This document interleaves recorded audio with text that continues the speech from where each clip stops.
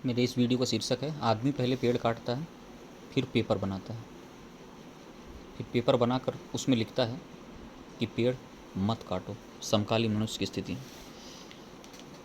Video को पहले ही आप जान चुके हैं, पहले से मैं बता चुका हूँ कि मैं सिर्फ़ और सिर्फ उस रियल थिंक को प्रस्तुत करने के लिए ये वीडियो बनाता हूँ जो आम दृष्टिकोण पर 80% नहीं देखी जाती।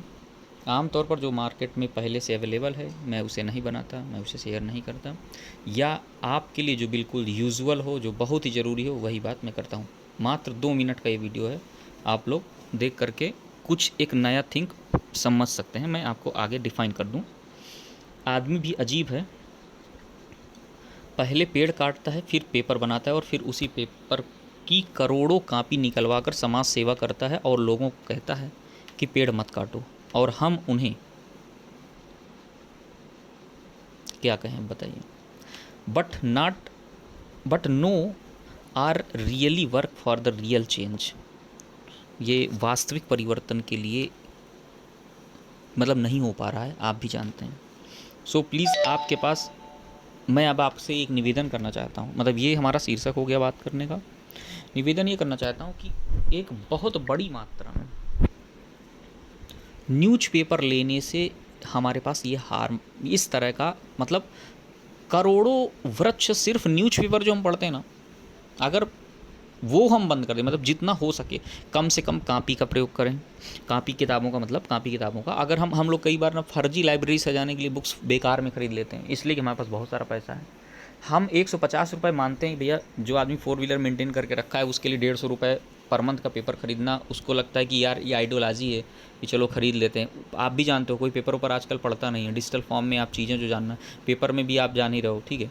फिर जो कंपटीशन की तैयारी करने वाले बच्चे हैं, जो मतलब यूज़फुल बिल्कुल जिनके लिए है, वो लोग लें, लेकिन 80% अगर इस बात को आप लोग समझ जाएँ मतलब, तो एक मेरा काम है एक ऐसे नॉलेज सेशन करना जिससे यार एक एक विचार से ब्रह्मांड का बहुत बड़ा परिवर्तन आ सकता है। मैं और किस तरह से क्या सेवा कर दूं, मैं किसी को पैसे बांट दूं, मैं किसी को खाना दे दूं, ये मात्र सेवा नहीं होगी, ये बहुत क्षणिक सेवा हो जाएगी।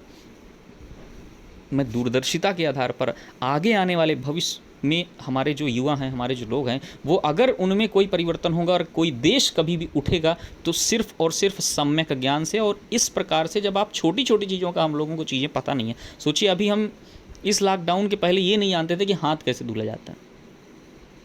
मैं खुद नहीं जानता था, मैं मतलब अब क्या बोलूँ कि मैं मतलब हायर एजुकेशन में टीचर हूँ, मतलब असिस्टेंट प्रोफेसर के पद पर हूँ, मैं नहीं जानता था। मैं कई ऐसे डॉक्टर मित्रों को जानता हूँ जो इस तरह से हाथ धोना नहीं जानते थे। मेरे तमाम ऐसे डॉक्टर मित्र हैं, मैंने उनसे डिस्कस किया इस पॉइंट पे। मतलब क्या मैं समझाना चाहता हूँ, मतलब ये समझाता हूँ कि हमारी समकालीन शिक्षा बहुत सतही है, जिसमें सिस्टमेटिक वे से चीज़ें नहीं बताई गई हैं। जैसे हाथ धुलना आपको नहीं आता था, तो आप समझ लो कि ऐसी बहुत सी चीज़ें हैं जो आपको नहीं आती। मतलब जब इतनी सामान्य सी चीज़ें, हाथ धुलने का मतलब आप समझ गए, मतलब ठीक तरह से।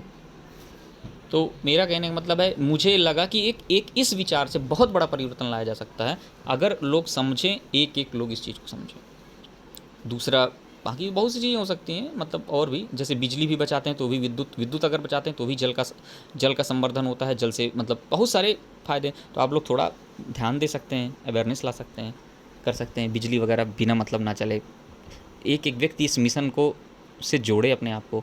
पानी व्यर्थ ना बहे, किसी किसी घर के नल ही ख़राब रहते हैं, हमेशा ख़राब रहते हैं, थोड़ा थोड़ा चूते रहते हैं। आपको वास्तु का शायद दोष ना पता हो, बहुत बड़ा दोष माना जाता है वास्तु का।